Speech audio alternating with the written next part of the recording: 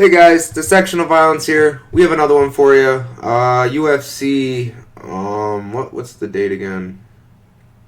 UFC 311. Yeah, that's it. Let's get right into it. Good card, really good card. Yeah, I just can't wait to get into it. Let's go.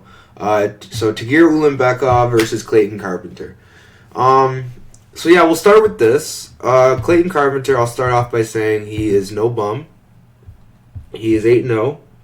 So that should tell you all I need to know. Not all 8-0 guys are good, but 8-0 he's, deserving of.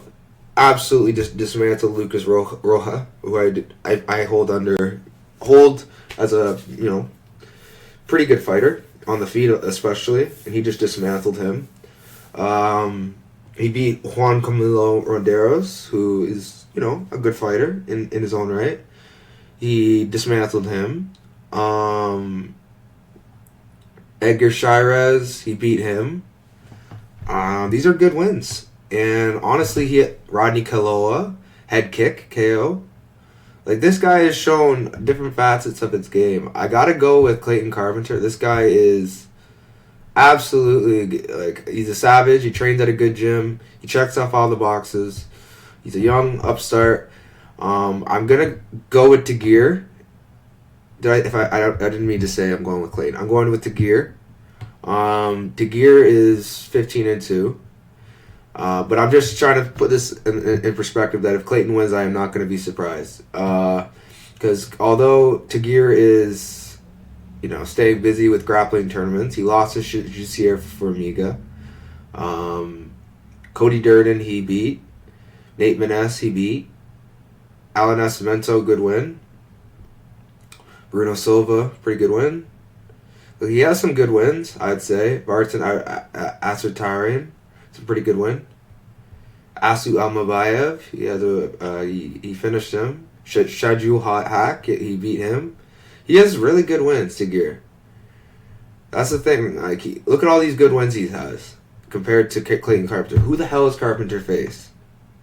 Who is he face? Carpenter has 3 good wins. I'll give it to him.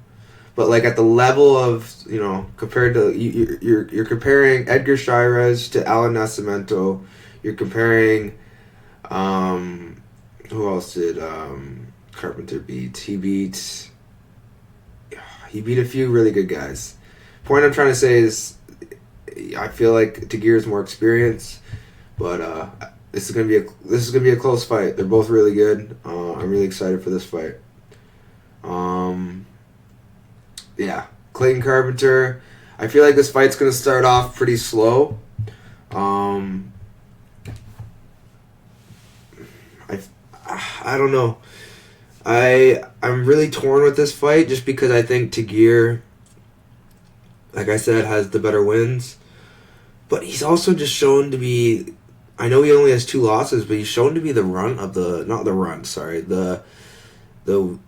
not as good as Islam, and he's good, but he's not that good. So it's one of those fights that I could really see Carpenter taking over here.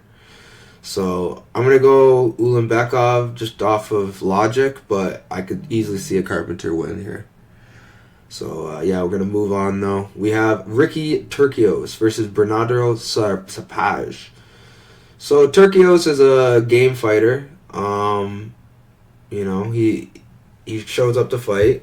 He's got good jiu-jitsu.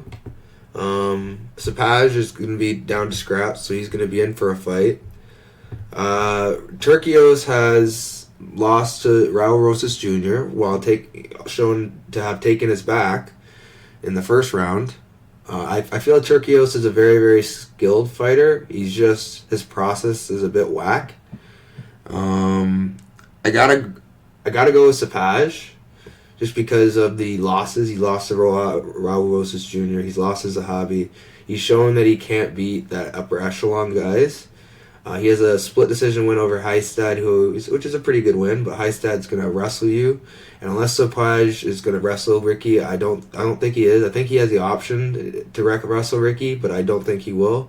I feel like maybe to close out a round he will, but Sopaj is I don't know. I don't think Sopaj I feel like he gassed out in his first fight, but I don't think he's gonna put everything to the first round like he did last time. So I'm gonna go Sopaj here by either TKO or decision. But honestly, the price is unplayable, and Ricky is definitely someone you can't sleep on. So be careful with this fight, parlaying it. I would just avoid this fight altogether because Ricky Turcios I don't think wins, so that's not really a great value bet. Just because it's a value bet doesn't mean you got to play it. I think Ricky Turcios is, like I said, he has a chance of winning. So don't get me wrong. If you wanted to play it, I wouldn't be mad at you. But I just wouldn't play it personally. I think Sopaj is going to barely cover the price, but he's going to cover the price, if not dramatically and emphatically covering the price with a KO. So we'll see. Moving on, we have Rinya Nakamura versus Muin Gafurov. Muin Gafurov, what can I say about him? He is a decent, hairy, dangerous man on the feet. And he likes to kick. He has one nice KO win in LFA. Since then, I haven't really seen anything too impressive other than his win over Kyung Ho Kang. Kyung Ho Kang is a, more experienced grappler than Rinya Nakamura. He's been in those tough fights, but he's also 19-10. Rinya is 9-0. Like, you got to go with the fact that Rinya is riding the momentum. Momentum's a huge deal. I get it, Muin's coming off a win too, but what kind of win? Kang had his moments with Muin, and I just feel like Rinya is going to, unless he gasses out, which I don't think he will. I think Rinya's going to. I think he's special enough to beat Gafurov. The price is pretty fair, if you ask me. A lot of people are saying Rinya's going to run through him. I agree. I have a friend who I respect very highly who says that he would not be surprised if Rinya, quote unquote, loses this fight. Yeah, I don't know. I really, really don't know with this fight as far as a betting perspective. I mean, I have a play on it, but I don't feel the greatest about it because this would be the toughest test. Rinya's face, like he's a high level wrestler with KO power. He absolutely melted Fernie Garcia. I don't rate Fernie Garcia. He almost finished Carlos Ferreira on multiple occasions. Ferreira has good jiu-jitsu. Shohei Noze, I rate him pretty highly. Toshiami Kazama, he's okay. He's got good jiu-jitsu. So he's beat good jiu-jitsu guys. Gafurov isn't going to be a problem on the ground for him. The problem with Gafurov is if it stays in the feet, he could land a KO shot and KO Rinya or just outpoint him somehow. I don't think that's going to happen here. I think Rinya is going to dominate, and either that or get a KO. I don't know. I think Rinya's a bit better than people give him credit for. I know a lot of people give Japan MMA a lot of slack, but I think Rinya is actually a very good, talent. So I'm going to go with Rinya here. This could be a bad stylistic matchup, but I'm gonna side with Rinya here. By decision. Moving on, we have Karol Rosa versus Ailin Perez. Perez is honestly she's not bad. She's not bad at fighting. I know you guys are thinking something else. She's just not she's not a terrible fighter. She's persistent on her grappling when she goes for it. Her striking is awful. Karol Rosa is going to light her up on the feet like a Christmas tree. The thing about this fight that worries me is Karol Rosa has one thing, and that's brick hips. And when you have brick hips and you're fighting Ailin Perez, that worries me. I don't think it's going to be a problem just because of the performances I've seen from Karol Rosa as of late. But 18-6, you've lost to Sarah McCann. You got subbed by Raquel Canuto, who's a very high level grappler. So it's not like Ailin Perez is an elite jiu-jitsu player, but she's still got good top game. She lost to Irene Aldana. That was striking, so ignore that. Never mind. Norma Dumont used her grappling. Like, there is a path to victory for Ailin, but the problem with this that I really think is a good spot, and I could be crazy. I think this could age poorly, and I could look very stupid in hindsight. Because Perez, like, on paper, should beat Rosa. But why is the odds the way it is? I'll tell you why. Because Rosa is this more skilled fighter. She is going to make you work in those positions. She used to be a little easier to hold down, but she's been working on her weaknesses. Her lover, Denise Gomez, and her have been working on each other's weaknesses. I really think Karol Rosa beats the crap out of Ailin Perez. I think Ailin Perez is a fraud. I think she is good because of how much her butt weighs. I think her butt keeps these girls down. I don't think she does. It is what it is with Perez. I don't think she wins this fight, though. I think Rosa wins this fight, beats her up on the feet, and maybe even gets potentially a finish, a TKO. But yeah, I'm going to go Karol Rosa here. Ooh. Moving on. We have Grant Dawson versus Diego Ferreira. Interesting fight. Really good fight, actually. Like, this whole card has been nothing but good fights so far. Grant Dawson he's shown to be at a different level in the grappling department. I don't think Diego Ferreira's experience in jiu-jitsu is going to matter here, although it should be on paper. Again, another very hard matchup for Grant Dawson. I just think Diego Ferreira is a little too old to have to scramble with Grant Dawson for that long. Grant Dawson has shown no cardio issues. Sure, he beat Rebecki, but Rebecki's shown cardio issues, and Rebecki is, other than his last fight, he's shown that he can be beaten. He beat the crap out of Rebecki. That was his probably most career-defining performance, other than that Michael Johnson KO. He's coming off 2 really good finishes, but the thing about him that I can't get over is he's inactive. He's older. Like, how old is he? 39 years old. He's not a young guy. He's 39 years old. You guys hearing me? 39 years old at 155. That cannot be good against guys like Grant Dawson. Grant Dawson is one of the higher levels in MMA, let alone... Like, I think Grant Dawson is one of the top-tier lightweights as far as grappling goes. Sure, his chin's his chin, and he could just die because of his chin. But I just think Grant Dawson knows this. He's going to protect his chin. He's going to get the fight where it needs to go. And he's gonna TKO. Like, his teammate TKO Diego. I don't know if it was broken ribs, so I don't want to be like, oh, this is just because Diego broke. But I think he can be broken. I think Dawson can get a TKO or something really impressive again. I'm gonna put faith in Dawson, the young spry upstart who's gonna, be around for a while. It's gonna be a problem to deal with for a while with his grappling, his relentless chain wrestling, his top game, his back takes. Like, he's very, very good. Diego Ferreira is good too. So this is a really good fight. But man, I am stoked for this card. This is such a good card. So many good fights. I'm gonna go with Grant Dawson, and I'm gonna go with I'm gonna go with Grant Dawson by decision. I'm gonna play it safe. I like to go TKO or sub sometimes, but most of these fights are gonna go to decision. I don't even think that. I think a lot of these fights are getting finished. Never mind. But yeah, I'm gonna go with Grant Dawson here by decision. Moving on. We have Zach Reese taking on Azamat Bekoev. Bekoev is... I know a lot of you guys are not familiar with Bekoev. But let me give you a quick rundown on who Bekoev is. This guy fought in ACA. He lost to guys like the champ, I think, Rafael Heretic. He lost to Ibrahim Magomedov, who is now 12-4.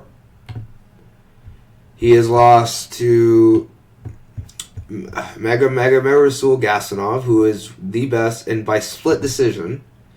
And this guy is one of the top pound-for-pound fighters in ACA. He is absolutely tremendously good, and he went to a split with him. So that is a great like aging loss in hindsight.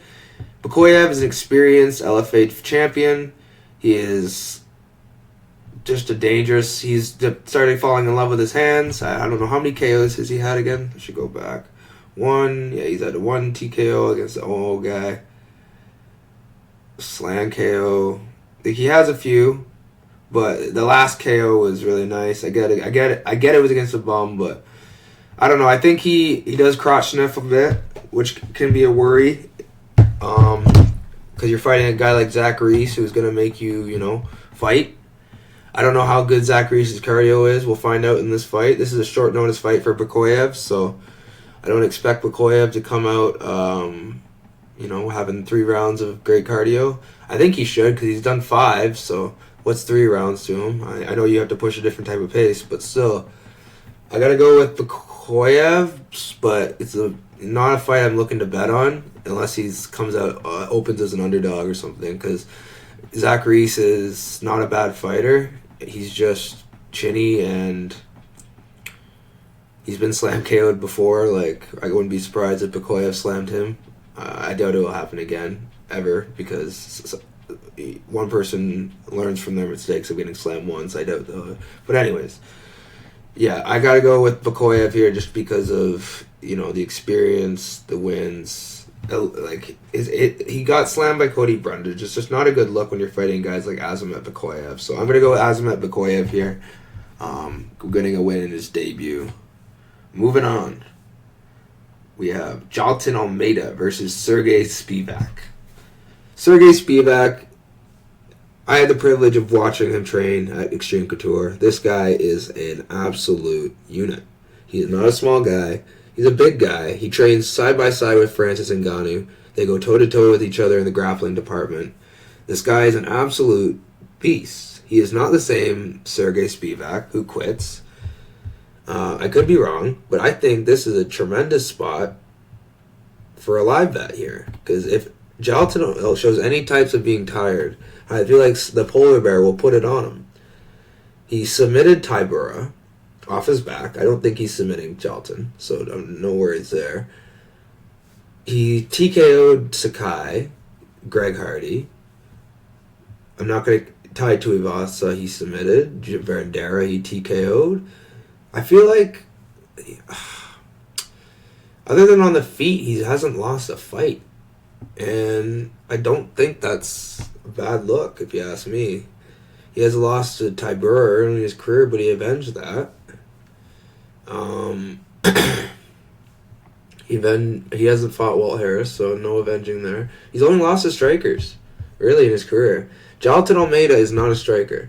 He is a small heavyweight who is roided out of his mind. I don't think, a win over Romanov age that... I mean, sure, Romanov's looked better recently, but when he fought him, Romanov basically gave him that choke.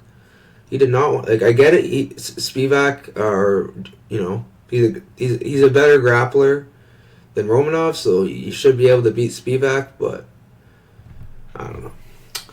All I'm saying is I would lean Almeida 1.5, 1.6, but Spivak is not someone you want to count out fully, especially in a full grappling match. So remember I said this. Yeah, I lean Jailton, but don't sleep on Spivak at this price. Moving on. We have Peyton Talbot versus Ronnie Barcelos. Ronnie is an absolute veteran, 18-5. Not much you could say negative about his career. The guy's an absolute legend. He's never really got close to a title shot, but he's never been that far away. He just submitted the bum Christian Quinones. Kyler Phillips. I know he's 18-4. He's not a bum, but fighters with low fight IQ really bother me. Really, really bother me. I get not knowing positions, but when you flat out know positions and you just do something anyway, and just out of brain farts, constant brain farts, I just can't stand your fights, because it's like I don't know what I'm supposed to expect with you. Like, are you gonna do a ninja kick off the cage? Or are you gonna get DQ'd? Or are you like what am I gonna expect? Like, I don't know what to expect with these guys. But yeah, I went on a little tangent there on Christian Quinones. Ronnie Barcelos is what I'm talking about here. Ronnie Barcelos has beaten guys like Christian Quinones, Trevin Jones. You know, he's faced, you know, good guys. Umar Nurmagomedov. Like, he's faced really good guys. But he's lost to some guys. Like Kyler Phillips. Like Victor Henry. You know, like Timur Valiev. Like he's lost to them. So it's like, are we going to look at the wins over Said Nurmagomedov, Chris Gutierrez, all these wins back in the day, or are we going to look at his age at a ripe age of 37 and think, you know what, Peyton Talbot's going to beat the crap out of this guy? Peyton Talbot is 9-0. He has faced he's faced 2 out of 4 of his fights in the UFC have been savages. And then the other 2 have just been guys that found their way into the UFC. Jamori's even experienced. He's just awful. That's all. Nick Aguirre, good grappler. That's what worries me about this fight is Aguirre had his back in the first round. That really worries me here. Ronnie Barcelos is an accomplished grappler. As I showed you guys, he submitted the great and legendary Christian Quinones. Of course, I'm being sarcastic. You're going to have to pick up on that if you're going to watch my channel. I'm going to be sarcastic a lot. But yeah, Ronnie Barcelos is not a bum on the ground. And he is, although chinny, he has still got it as far as the grappling goes. I think Peyton Talbot will be fine. He scrambles well. He knows his, for being young in his career, he knows his stuff. I feel like Peyton Talbot's just going to be too much. I feel like he's going to put a hurting on Ronnie Barcelos and eventually get a TKO, either in the first or second round. I just don't feel like this is a stylistically great matchup for Barcelos at this stage in his career. If this was, 5 or 6 years ago, I would be like, oh, plus 800 on Barcelos, give me some of that. But unfortunately, times have changed, and this is more so, give me a fight for Peyton Talbot. We'll see if the grappling comes into play, but I don't think it will. So I got to go with Talbot here by TKO again by round 1 or 2. So yeah, we'll move on from this fight.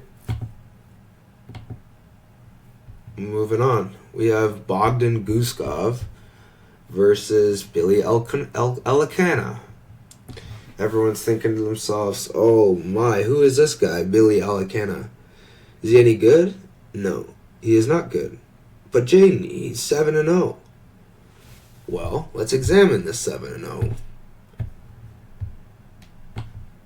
7-1, sorry. Let's examine this. He has beat Jarrell Simmons, some random black guy. He has a TKO'd him, fair, good. He took Tristan Overeem to a decision. That's all I need to know. Overeem's a grappler, but he cannot strike to save his life. Chuck Campbell, apparently, you didn't even deserve to win this fight. Chuck Campbell beat you, but we got gifted a decision. I bet on you in this fight. I was very gracious to the gods that gave it to us. Daniel Compton, you're losing to Daniel Compton. Oh wait, actually, I might be thinking of a different guy. So that's not a bad loss. Daniel Compton brings a fight. So, but yeah, he has just low level competition. He doesn't really excite me. Sure, he's not a terrible fighter, but he's not I know Guskov's not exactly a world beater himself. But in his last performances, he's shown some skill. So, he can wing some punches. He took out Ryan Spann. He sent Zach Pauga packing from the UFC. Although he got subbed by Volkan, which is a terrible look, I don't know if Billy will be able to get him to the ground. And if he can't, I feel like Guskov's going to KO him.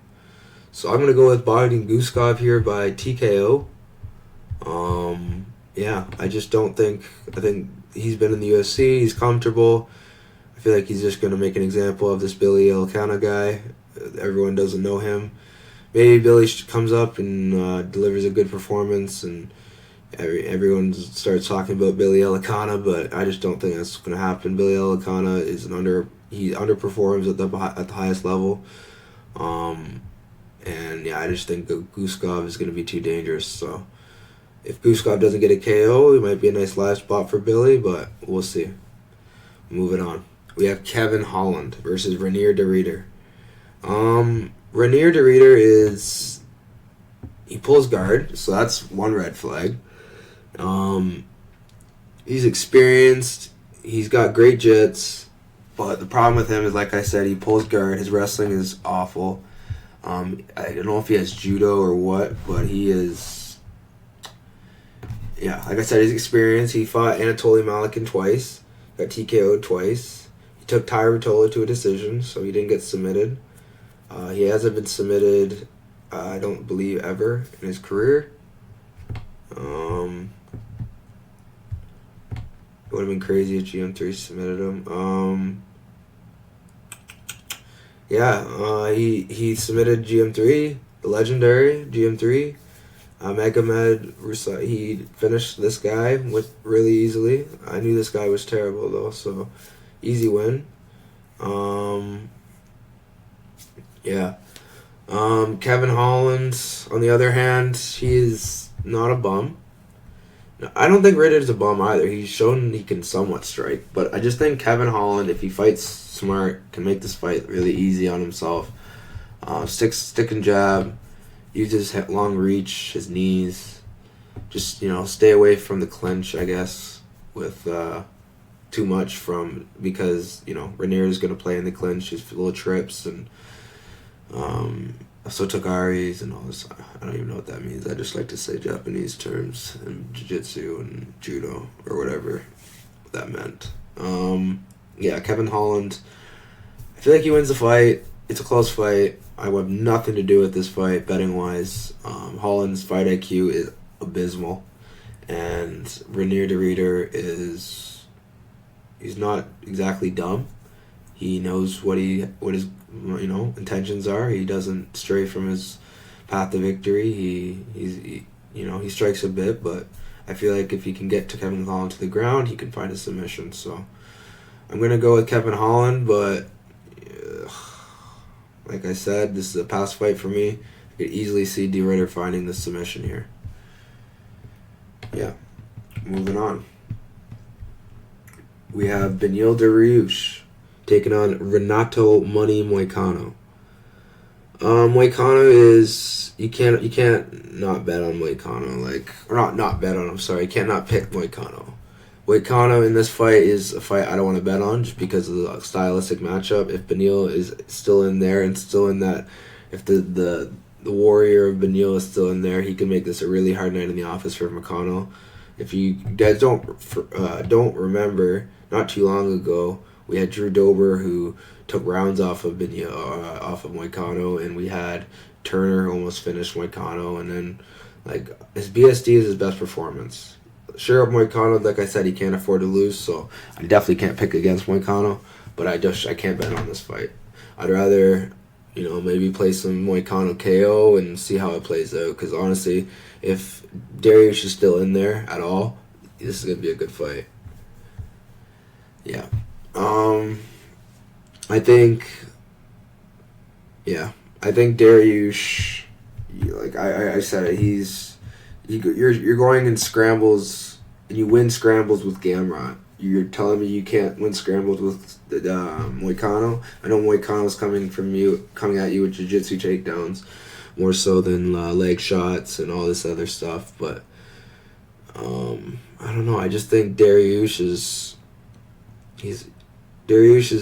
I don't know. Moicano also shoots in the legs, so it's like I could see Dariush just having another masterclass, and Moicano looks bad. I don't want to fall in love with a fighter just because of their personality, and then they absolutely look terrible, and I'm just thinking to myself, all logic said to bet Dariush. Why did I bet this fight? I think the reason why I'm picking Moicano is because Dariush has been TKO'd in his last two fights. He's taken 2 years off, near 2 years off. He's 35. They're both 35, so age is irrelevant. But I just feel like Moicano's chin is still there, whereas Dariush's is gone. So, yeah, I gotta go with Money Moicano, but it's a pass for me betting-wise. Moving on, we have Jiri Prochazka versus Jamal Hill. Jamal Hill, the guy scraps. He's long rangey, good distance. He can be a little wild sometimes, which gets him caught. Got him knocked out. I know he blames it on time getting reset, but Jamal Hill was going to get KO'd in that fight regardless. It was a rough fight. It's not a good stylistic matchup. Ferreira's not a good fight for anyone really in the light heavyweight division because they're mostly strikers. Jiri Prochazka, another one of Alex's sons. It is what it is. I love both these guys. They're both savages. I feel like someone's still going to get KO'd, which is sad. Unless you don't like one of them, then it's whatever. But yeah, I just think Jiri Prochazka, I don't know. This is a fight I have no idea. Like, let me see in my notes who I picked.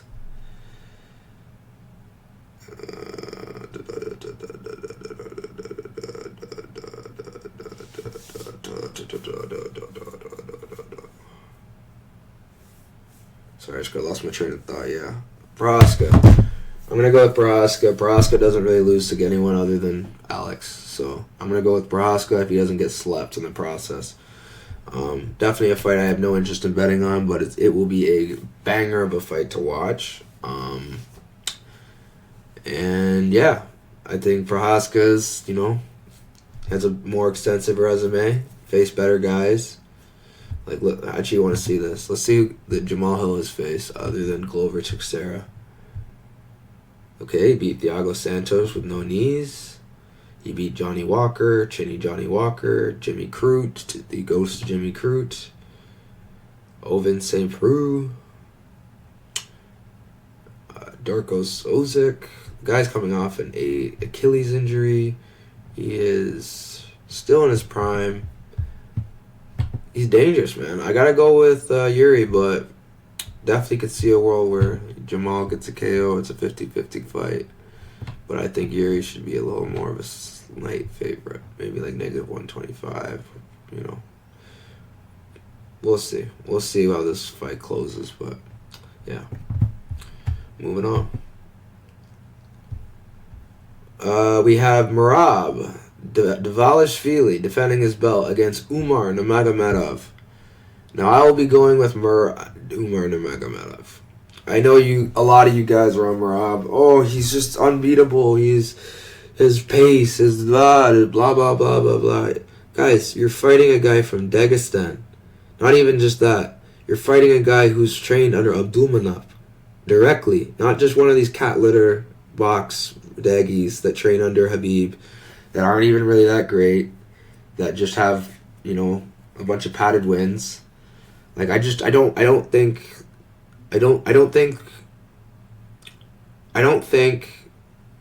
Umar is gonna cause too, I don't know. In the wrestling, I'm a little worried. I'm not gonna lie. I think Umar wins, but Merab's pace is good, and if somehow Merab can get takedowns, which I don't think he can, you guys have to look at Merab's record. He's 18-4. Who has he fought? He has fought Sean O'Malley. Who can't defensively wrestle that great. Henry Cejudo, who's shown he cannot wrestle that great defensively. Sorry, he's an Olympic gold medal. He can obviously wrestle well. But he has his weaknesses. Peter Yan, good win. These are good wins. Jose Aldo, cage push. He won, but bullshit. Marlon Moraes, good win. He has good wins. Don't get me wrong. But Stepan Kobanev, there's people that remember this.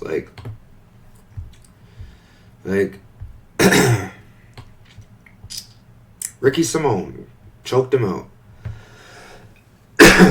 Frankie Saenz, split decision. These are things I remember very well. Ricky Bandejas. These are guys he lost to. And you're telling me Umar Nurmagomedov is not going to beat him. Look at the guys Umar has lost to. Nobody. Not one. And you're asking why he's the favorite. You're asking why people are going to bet on Umar and not Merab. Oh, Merab is paced. So corny, man. I honestly just can't believe people would question. Look at the guy he beat. Begsa Al-Makan. Very, very good fighter. He took him to a good fight, short notice. I believe he could have made that fight a lot easier if it was actually a full camp. But, yeah, he beat that guy. He's a really good guy on short notice. He TKO'd the ghost of Ronnie Barcelos. Corey Sandhagen. I forgot about Begsa. That makes me even more confident in him in this fight. The guy is that good. He should have dispatched of Maness, but it is what it is. He beat Maness. Dispatched of Sergei Morozov. Dispatched of Brian Kelleher. He has some good wins. Like, people forget about Sergei Morozov. Like, where has he been? But he's not a bad fighter. Like, this guy is a good fighter. Very, very good fighter. And I would not sleep on him at all. I would not. I know a lot of people are on him with me, but a lot of people are also sleeping on him. They think, oh no, Rob's the truth. He's gonna beat it. Like, bro, Rob, he got hurt by O'Malley in the last round. If there was more time, he could have even got a finish. Like, Merab is good, but there's weaknesses. Like, I think he also might be coming into this fight with an injury. Wouldn't surprise me. The guy is not the smartest, so. Yeah, I gotta go with Umar Nurmagomedov here. I don't like this fight for Merab, and yeah, moving on. We have the champion Islam Makhachev versus Arman Tsarukyan. Arman Tsarukyan, honestly, everything in my fiber, everything in my being wants to play you. You have aura, you have good. Money behind you. You're training with Olympic level guys, but so is Islam. Everything you're doing, Islam's doing. I think you're basically like a Timu version of Islam. Like, I can't. Like, what do you do better than Islam? At the end of the day, what do you do better than Islam? Do you strike? I don't think so. Do you grapple? I don't think so. But I don't know. But this is also like. If this was like 6-1 odds, then I can understand an Arman play. But the odds are fair. He's lost to him already. And Islam is only getting better. Arman has shown to be not much better. If he was much better, he would have finished Charles. If he was much better, he would have done a lot more things. I'm going to go with Islam Makhachev. I think the odds are fair after further examination. But, yeah. I'm going to stop saying I wouldn't be surprised if Arman beats Islam, because honestly I kind of would be. Islam is that good. I feel like Islam is the number one, Abdulmanap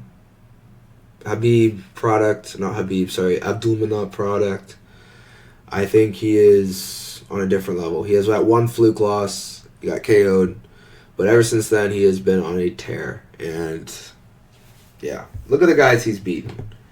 Look at the guys he's beaten. And tell me why I'm wrong. Dustin Poirier, I get it. He looked human. First fight with Volk, I get it. He looked human. But that's why I'm saying, if this fight was even more, like, plus 500 even, I would take a shot on Arman. But it's not. It's plus 300. It's nothing valuable about that. The guy's lost already. Islam has his number in Islam's mind. So Islam's going to come into the fight confident. So is Arman. It could be a close fight. It could be domination from Islam. I think Islam wins this fight, regardless if it's close or if it's a domination. I'm going to go with Islam. But yeah, guys, those are my picks. Let me break down my most confident pick for you, and we'll go from there. My number one most confident pick, Peyton Talbot. No secret. We have Rinya Nakamura. No secret. Umar Nurmagomedov. Tied with Rinya Nakamura. We have Bekoev. That one could change. So I'm gonna say Bekoev for now. Tied with Sopaj. I'm gonna say Sopaj. Yeah, I'm gonna say Sopaj and Bekoev are tied. Let me just change that. Grant Dawson as well tied. Moicano tied as well for number 4. Guskov tied at number 4. You know what? Number 4 is Makhachev. Yeah, that'll be easier to understand. Makhachev number 4, and then the rest of them number 5. So Ulanbekov, Guskov, Moicano. There's a lot of chalk that wins this card. It's gonna be a fun parlaying card. But yeah, guys, like, subscribe. You know the drill. Catch you next time. See ya.